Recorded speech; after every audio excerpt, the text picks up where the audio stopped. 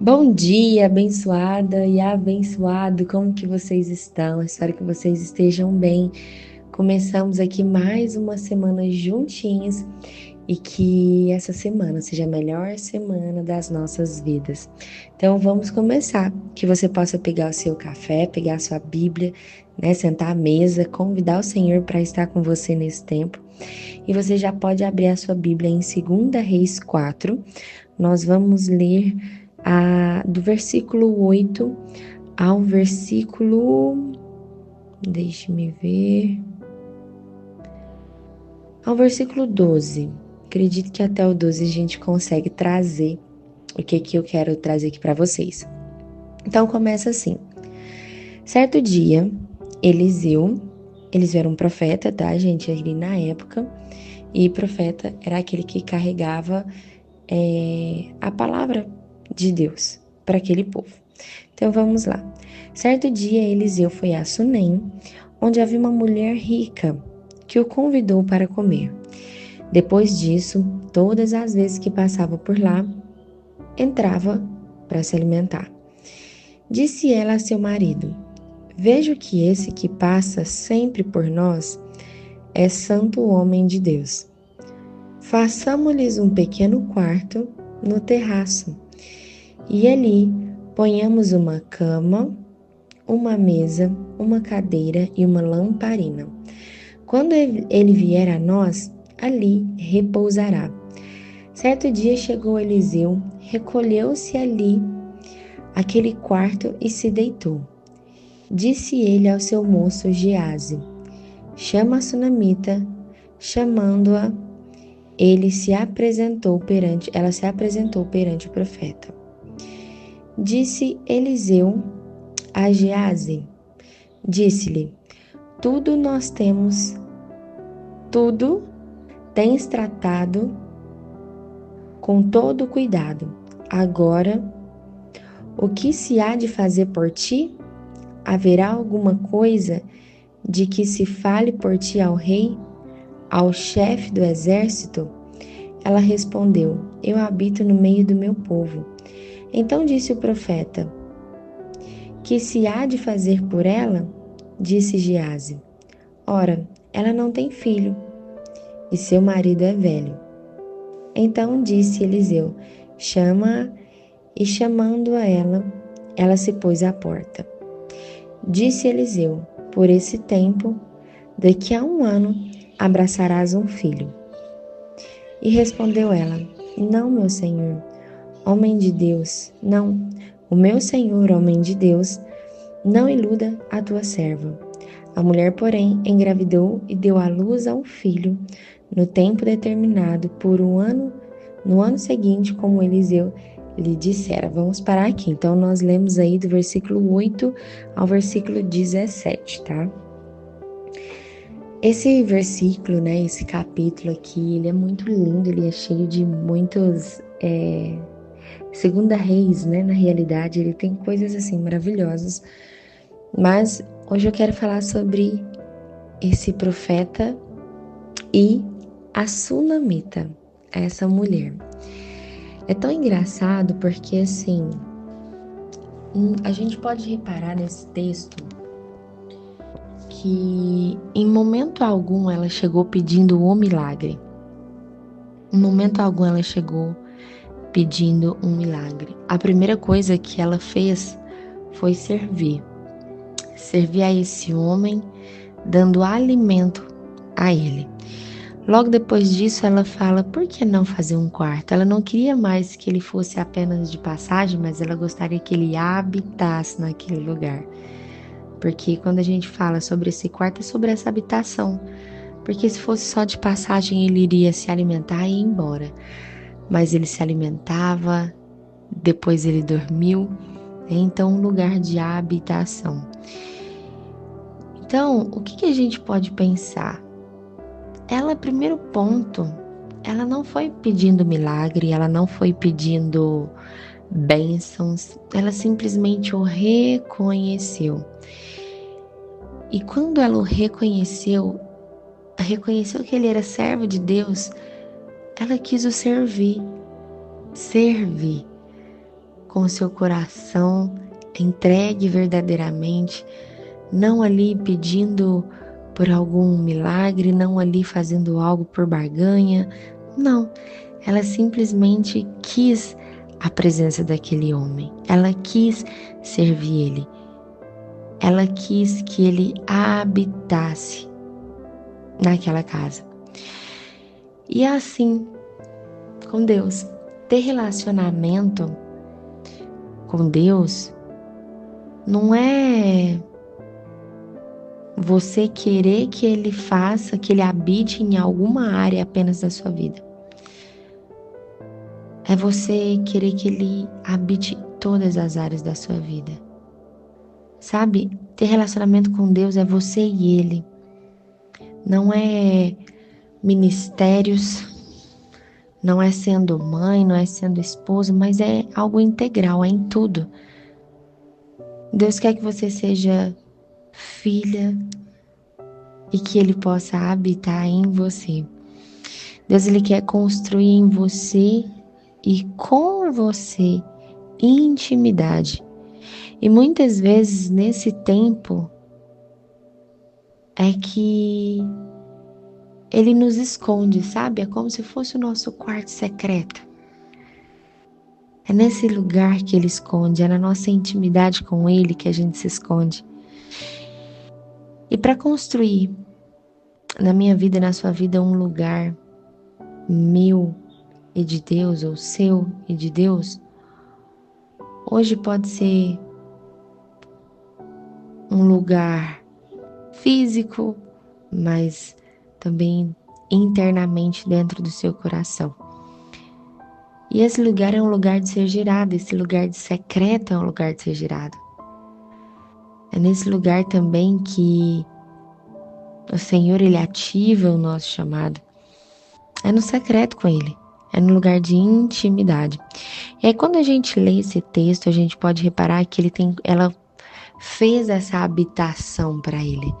Essa habitação é como se fosse Ele habitando ali, né, dentro dela, com ela.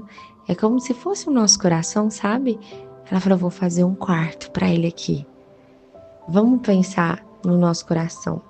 Eu vou fazer um quarto aqui para Ele e vou colocar todos os utensílios desse quarto. E ela foi bem detalhada. E eu quero passar por cada um desses utensílios que ela trouxe. O primeiro utensílio que ela trouxe foi o de cama para o quarto.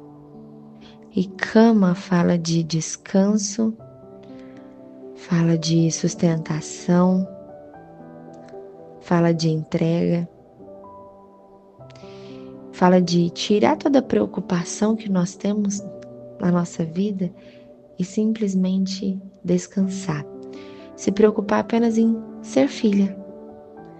Então, primeiro, antes da gente querer saber, né, o nosso propósito, o nosso chamado, por que eu estou aqui, por que eu vim aqui, a gente precisa entender o nosso lugar de filha. O nosso lugar de descanso. É um lugar de sustentação, lugar de permanecer na presença do Senhor. É a cama, é essa a representação da cama. Em Lucas 10:38, Jesus ele fala sobre Marta, né? E ele fala assim, Marta, Marta, por que andas tão ansiosa, tão ocupada com seus afazeres? E ele ainda fala para ela, escolha a boa parte. Então, o Senhor hoje ele está nos chamando para a gente escolher a boa parte. E esse quarto, essa cama, é a boa parte, é o descanso na presença do Pai. E aí, nós vamos então, Deus construindo, a gente construindo o nosso quartinho com o nosso Pai, ela coloca a mesa. E a mesa fala desse lugar de revelação, de alimento, de relacionamento. Porque na mesa, você não vai sentar com uma pessoa desconhecida. Na mesa, quando você precisa falar algo, né, para alguém, é na mesa que a gente fala, é olho no olho. e também é um lugar de alimento. Então, Deus está nos chamando para essa mesa com Ele. Eu sempre falo que todos os dias chamo o Senhor para estar à mesa com você, para esse lugar de intimidade, de revelação, de olho no olho. A mesa é esse lugar de relacionamento, de repartir o pão, tempo de ensino, de palavras específicas que Ele vai estar revelando ao seu coração. É interessante que em Lucas, eu não lembro exatamente qual capítulo, mas eles preparam a mesa para o Senhor. Eles preparam a mesa para o Senhor. E além de preparar a mesa para o Senhor, antes da crucificação, após a crucificação, Cristo se revela também na mesa. Os discípulos de Emaús ali, após a crucificação, eles estavam completamente tristes, chateados, desesperados. E Deus estava caminhando com ele ali, Cristo estava caminhando com eles. Só que eles não enxergavam Cristo. Eles estavam falando com ele, mas não o enxergavam. E foi na mesa que teve essa revelação. Foi na mesa que teve essa revelação de quem Cristo é. Então, primeiro ela fez a cama, depois a mesa, e aí ela trouxe a cadeira. E o que é a representação da cadeira? A cadeira é lugar de governo, né? A cadeira, quando a gente pensa na cadeira de um rei, né? Na cadeira vamos pensar na rainha, né? Que faleceu, mas ali ela tinha a cadeira dela, né? Ninguém sentava naquela cadeira. A cadeira ela era única e exclusiva dela. E essa cadeira, né? É uma cadeira que o Senhor deu para mim e para você, que ela é única e exclusiva para nós. E ela é única e exclusiva para Cristo em nós. E porque essa cadeira dentro da gente, dentro do nosso quarto que nós estamos montando para Cristo, ele precisa estar nessa cadeira no centro de tudo. Ele precisa governar sobre nós, ele precisa ser o centro das nossas vidas. E não nós, não a nossa vontade, nós temos a nossa cadeira, que é a que Ele colocou para nós, que Ele separou para nós, para que a gente não deseje sentar na cadeira de outras pessoas. É a cadeira de filha, mas antes da cadeira de filha, aqui nós estamos montando um quarto para Ele, né, para que Ele possa habitar dentro de nós. Então essa cadeira é o trono do Senhor, né, onde Ele governa dentro de nós. E por último ele traz uma lamparina. O sunamita coloca uma lamparina dentro do quarto. E a lamparina fala sobre luz, né, sobre dar luz à escuridão. Porque vamos pensar, a partir do momento que não tem luz naquele quarto, ele poderia bater em qualquer lugar, né, poderia não saber aonde que estava a cama, onde que estava a cadeira, tendo muita dificuldade de enxergar, né? Talvez um lugar de fato que não tem essa clareza, né? E aí a gente traz aqui a lamparina. E quando a gente acende essa lamparina, tem luz, né? Então, onde Cristo habita, há luz. Não tem como a gente ficar na escuridão. Só que aqui, para que Cristo possa habitar em mim e em você, a gente tem que sair dessa escuridão, a gente tem que acender essa lamparina para que Ele possa entrar. Então, tudo aquilo que está oculto na nossa vida, tudo aquilo que está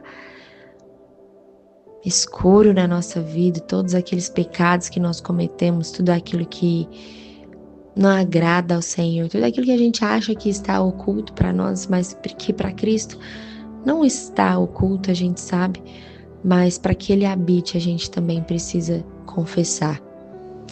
Então, para que hoje você tire esse tempo com o Senhor nessa segunda-feira, para que você possa confessar os seus pecados, para que você possa acender essa luz.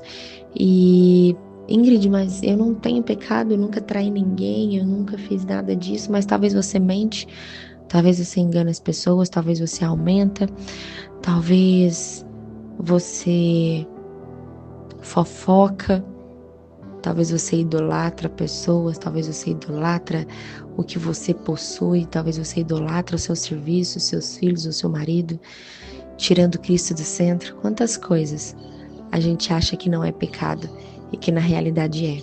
Então que hoje você possa olhar para a sua vida, pedir clareza para o Espírito Santo, para que ele possa revelar aquilo que precisa trazer clareza para a sua vida, tudo aquilo que estava oculto, trazer luz para a sua vida, e para que você possa colocar essa cadeira de governo para Cristo sentar no seu coração e ser o dono da sua vida, governar sobre você, a sua vida, que ele possa ser o centro, que você possa ter esse tempo de mesa com ele, de revelação, intimidade, para que ele possa revelar os segredos dele para você, que ele possa te contar as coisas que apenas ele sabe, mas que ele tem revelações a fazer sobre você, sobre a sua vida, e que você também possa ter essa cama de descanso, onde ele pode descansar, onde você também pode descansar na presença dele, amém? Então que hoje, nessa segunda-feira, você possa ter essa revelação e construir esse quarto dentro de você para que Cristo ele possa habitar em você e não apenas passar, entende? Apenas ser uma pessoa que faz passagem rápida, não, que ele possa realmente habitar dentro de você. Então, um grande beijo no seu coração, fica com Deus e que essa semana seja a melhor semana das nossas vidas.